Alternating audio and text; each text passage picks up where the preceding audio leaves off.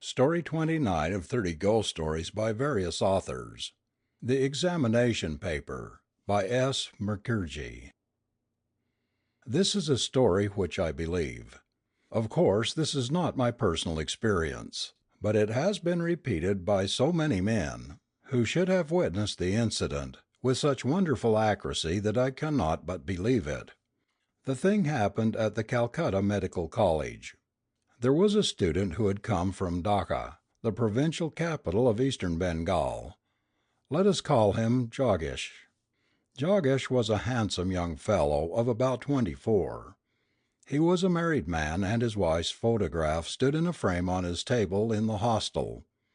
She was a girl hardly 15 years old, and Jaggesh was evidently very fond of her.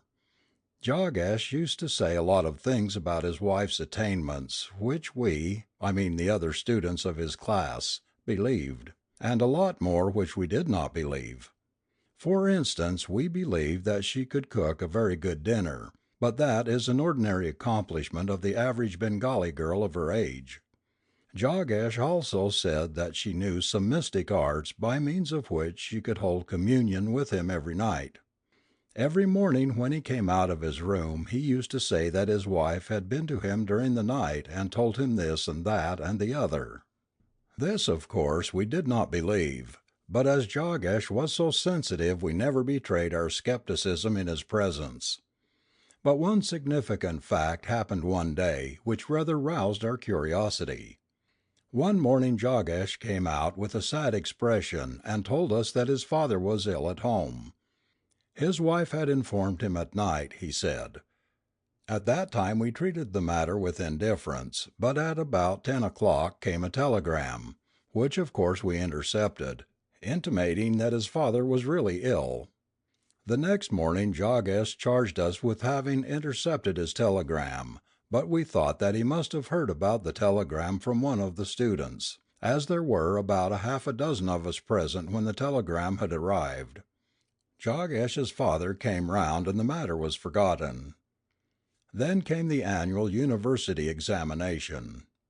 Jaggesh's weak subject was materia medica and everybody knew it. So we suggested that Jaggesh should ask his wife what questions would be set during one of her nightly visits. After great hesitation Jaggesh consented to ask his wife on the night before the examination. The eventful night came and went.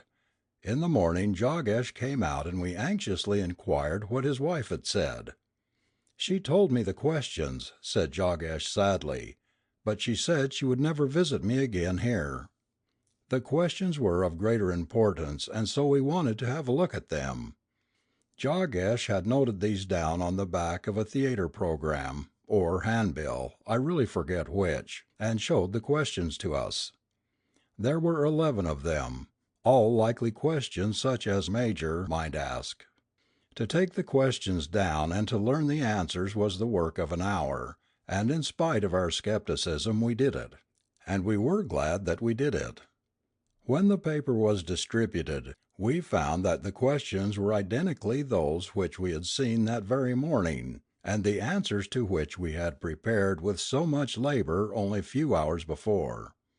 The matter came to the notice of the authorities, who were all European gentlemen.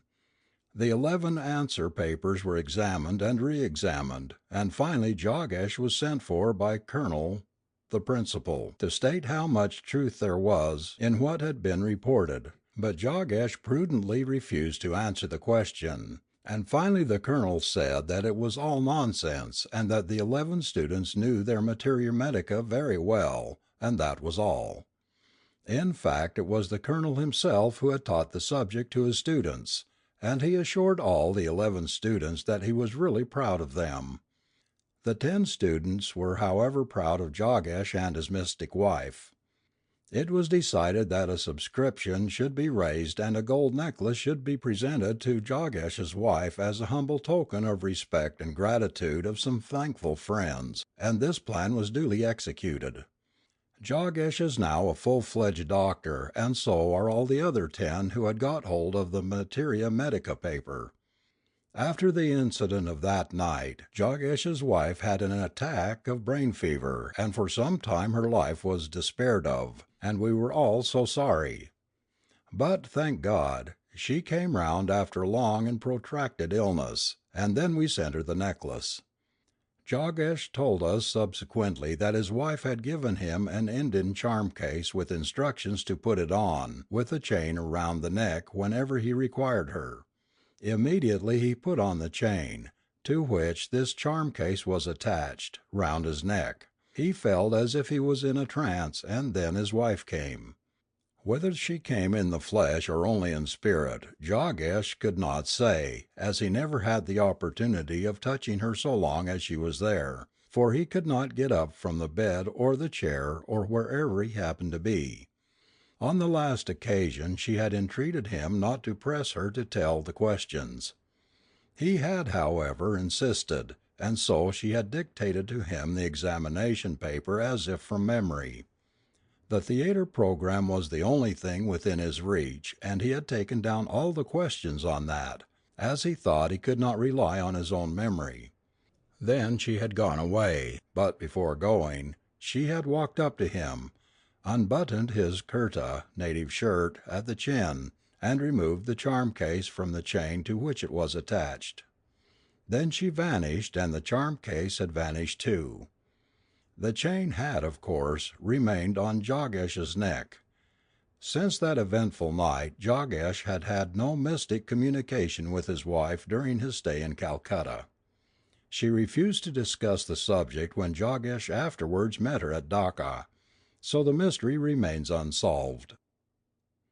Talking of questions and answers reminds me of an incident that took place on one occasion in my presence.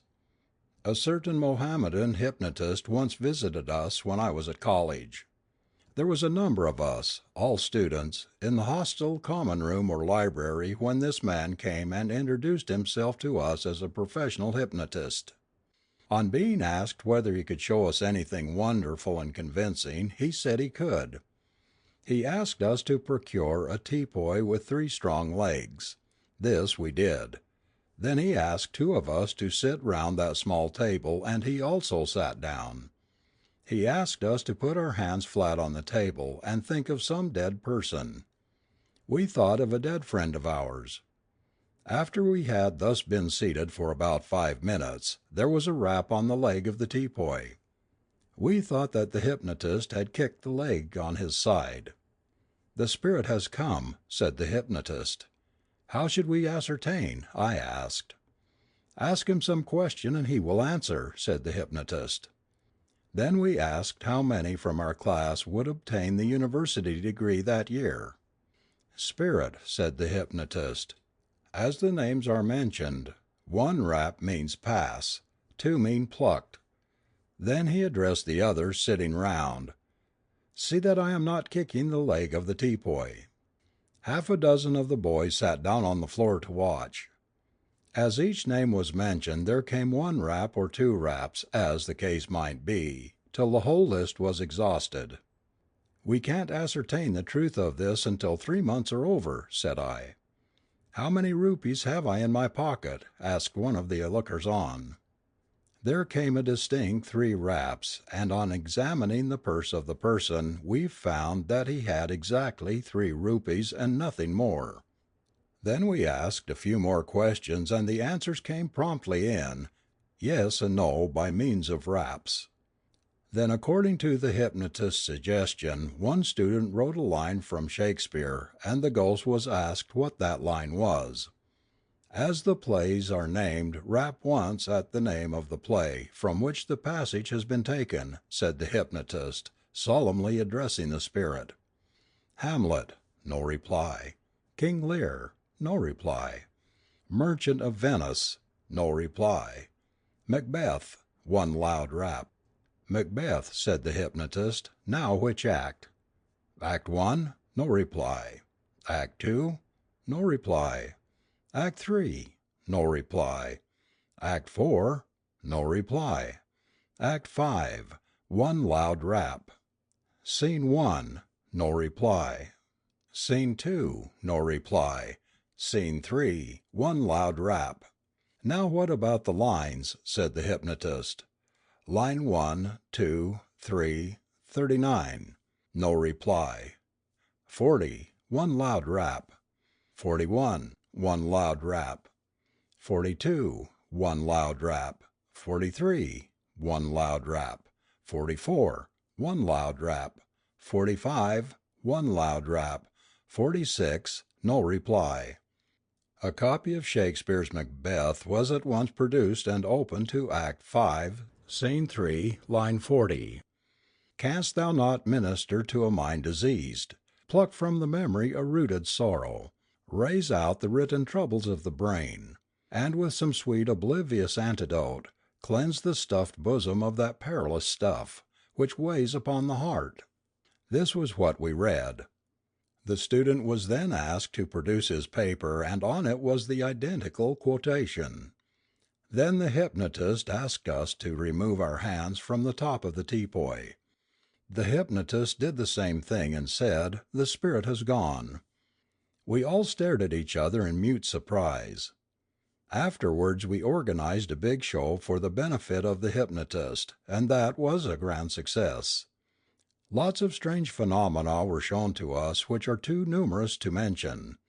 The fellows who sat on the floor watching whether or not it was the hypnotist who was kicking at the teapoy leg assured us that he was not.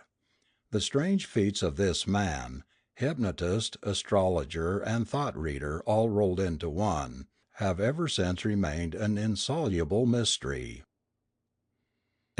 Story 29.